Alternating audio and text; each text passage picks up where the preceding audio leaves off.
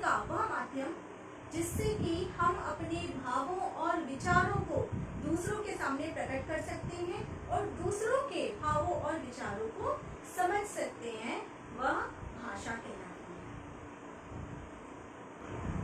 बोलने व लिखने का वह माध्यम भाषा कहलाता है जिससे हम अपने विचारों को दूसरों के सामने व्यक्त कर सकते हैं और दूसरों के भावों और विचारों को समझ सकते हैं। आगे आपको इससे समझ में आएगा। भाषा के 3 रूप होते हैं। कौन कौन से? सबसे पहले होती है लिखित भाषा, सेकंड होती है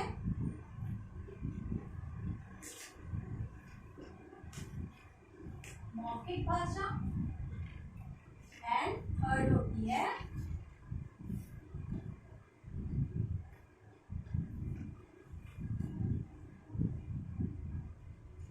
सांकेतिक भाषा। लिखित भाषा क्या है? हम जो कुछ भी लिखते या पढ़ते हैं, क्या करते हैं? जो कुछ भी हम लिखते या पढ़ते हैं वह लिखित भाषा कहलाती है। लिखित भाषा स्थायी होती है। क्यों? क्योंकि लिखित भाषा को हम सेव करके रख सकते हैं। समझ में आ रही है बात? लिखित भाषा स्थायी होती है और जो कुछ भी हम लिखते हैं या पढ़ते हैं वो होती है लिखित भाषा। लिखित भाषा को हम लंबे समय के लिए सेव करके रख सकते हैं। अब सुनते हैं मौखिक भाषा क्या है। मौखिक भाषा जो कुछ भी हम बोलते या सुनते हैं, बोलते हैं या सुनते हैं, वो होती है मौखिक भाषा। मौखिक भाषा हम सेव नहीं कर सकते क्योंकि हमने बोला, अदर पर्सन ने सुना, उन्होंने बोला, हमने सुना। ओके, तो जो कुछ भी हम बोलते या सुनते हैं वो होती है मौखिक भाषा। अब सांकेतिक भाषा। सांकेतिक भाषा वो होती है जैसे बात करते समय हम कभी अपने हाथों को हिला रहे होते हैं, कभी अपने फेस के एक्सप्रेशन बना रहे होते हैं, दैट्स कॉल्ड सांकेतिक भाषा। अभी एक एग्जाम्पल मैं दूंगी। जैसे सांकेतिक भाषा उसे भी कहते हैं जैसे जो बोल नहीं पाते उनके लिए संकेतों से, उंगलियों के संकेतों से भाषा क्रिएट की जाती है, वो भी सांकेतिक भाषा ही होती है। सबको भाषा समझ में आ गई? अभी देखिए, संसार में बहुत प्रकार की भाषाएं यूज होती है। इसका सबसे बड़ा उदाहरण है हमारा देश भारत। हमारे देश में ही इतनी सारी भाषाएं बोली जाती हैं। हर एक स्टेट की अपनी अलग भाषाएं हैं और हमारी राष्ट्रभाषा कौन सी है? हिंदी। तो हर एक स्टेट की जो अलग भाषाएं हैं, जैसे पंजाब की पंजाबी, महाराष्ट्र की मराठी, बिहार की भोजपुरी, तो इस तरह से अलग अलग स्टेट की अलग अलग भाषाएं हैं। तो आज हमने भाषा और लिपि जो स्टार्ट किया था वो व्याकरण में स्टार्ट किया था। तो व्याकरण क्या है? सबसे पहले मैं आपको ये बता दूं। व्याकरण है वो माध्यम जिससे हम किसी भी भाषा को शुद्ध रूप में बोलना, पढ़ना या लिखना सीखते हैं।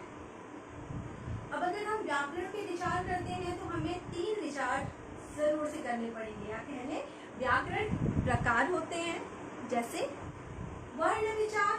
व्हाट इज वर्ण? वर्ण विचार देखेंगे।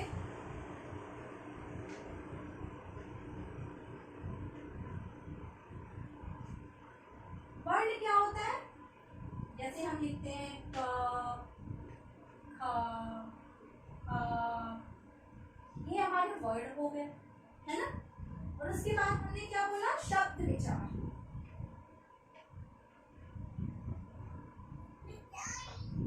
शब्द विचार, शब्द कैसे हो गया? जैसे हमने बोला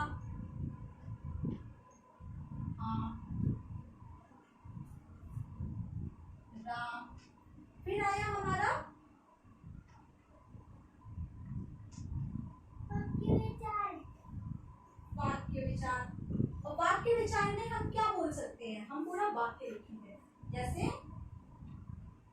राम आम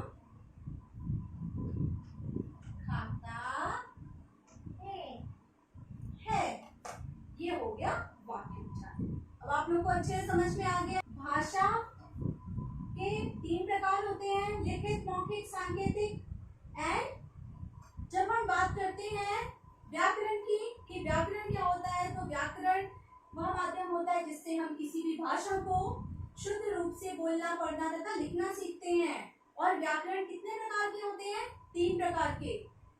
सबसे पहला होता है वर्ण विचार। वर्ण मीन्स जो भी हम वर्ड देखते हैं, यहाँ पे अक्षर देखते हैं, सबसे पहले स्टार्ट हम कहाँ से करते हैं, अ से अनार, क से कबूतर, तो क, ख, आ ये होते हैं वर्ड। शब्द क्या होता है, शब्द जब हम वर्णों से शब्दों की रचना करते हैं। शब्दों की रचना कैसी होती है, वर्णों से होती है। जैसे अ, बड़ा आ, म, हम इन दोनों को मिला दिए, क्या बन गया, आम। शब्द वर्णों से शब्दों की रचना हुई, और शब्दों से वाक्य की रचना होती है। जैसे एक एक शब्द को हमने यहाँ पे मिलाया, तो राम आम खाता है, क्या बन गया, वाक्य बन गया। इसे कहते हैं वाक्य विचार। तो आप लोग को समझ में आया व्हाट इज वर्ण विचार, शब्द विचार और वाक्य विचार क्या है।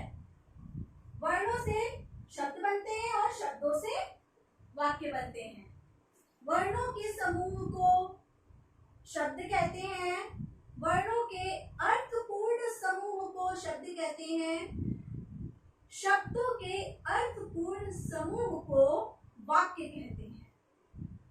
अगर किसी शब्द का कोई अर्थ नहीं है तो वो वाक्य हमारे लिए निरर्थक है, हमें समझ में नहीं आएगा कि वो वाक्य, उस वाक्य में कहना क्या चाहता है लिखने वाला।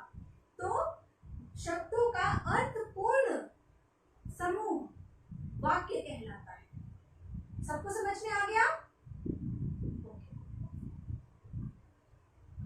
तो ये भाषा, लिपि, व्याकरण और वर्ण, शब्द, वाक्य विचार, ये अच्छे से समझ लीजिए। ओके, चलिए मैंने आपको भाषा के बारे में बताया था, अभी मैं बताऊंगी कि भाषा के और लिपि में अंतर क्या होता है।